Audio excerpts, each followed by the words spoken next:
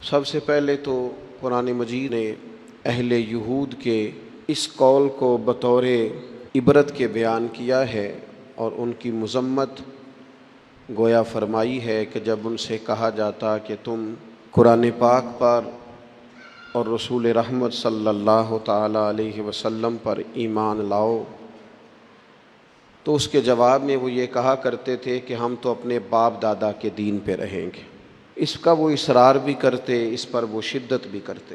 تو قرآن مجید نے اس بات کو ان لوگوں کے گمراہی کے طور پر بیان کیا ہے کہ جب تمہارے باپ دادا گمراہ تھے،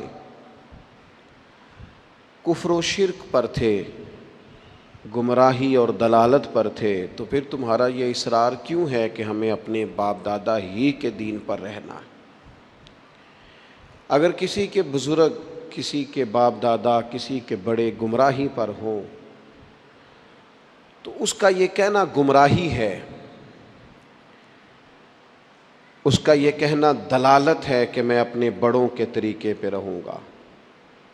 لیکن اگر کسی کے باپ دادا ہدایت پر ہوں، توحید پر ہوں، ان کے عقیدے مضبوط ہوں، وہ شریعت کے پورے پاسدان ہوں، بیدار مغز ہوں، تو پھر یہ کہنا کہ میں اپنے بڑوں کے طریقے پہ ہوں، یہ گمراہی نہیں ہوتا، یہ اعزاز ہوتا ہے۔ یہ بہت بڑا اعزاز ہے کہ انسان کہے کہ میں اپنے بڑوں کے طریقے پہ ہوں۔ قرآن مجید سورہ بقرہ پہلا پارہ، اللہ کریم نے فرمایا ام کنتم شہداء، کیا تم میں کچھ لوگ اس وقت موجود تھے، کیا تم میں سے کچھ اس وقت حاضر تھے، اذ حضر یعقوب الموت، جب موت حضرت یعقوب کے پاس حاضر ہوئی،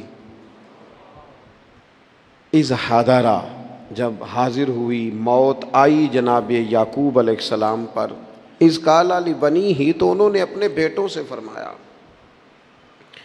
ما تعبدون من بعدی، میرے بعد کس کی عبادت کرو گے؟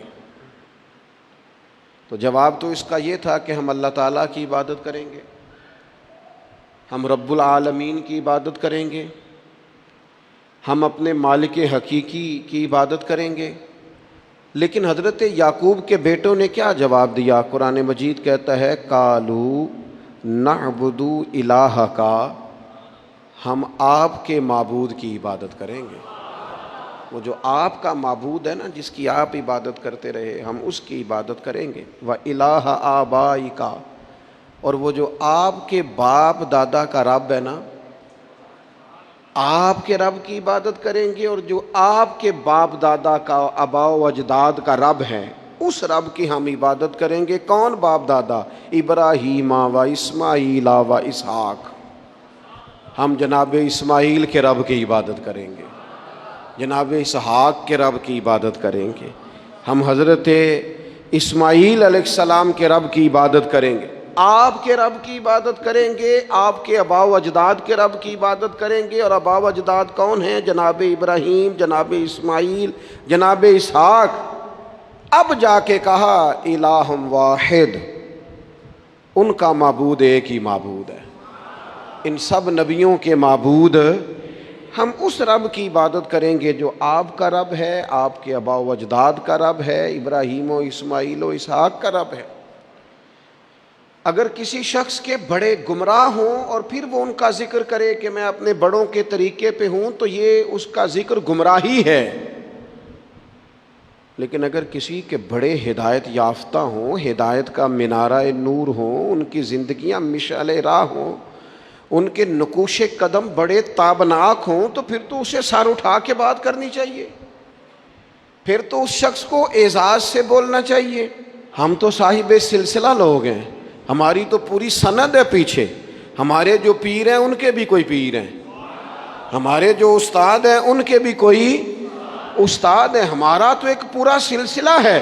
اور فاضل بریلوی اس سلسلے کو اس طرح بیان کرتے ہیں، فرماتے ہیں تیرے غلاموں کا نقش قدم ہے راہ نجات، وہ کیا بھٹک سکے جو یہ سراغ لے کے چلے۔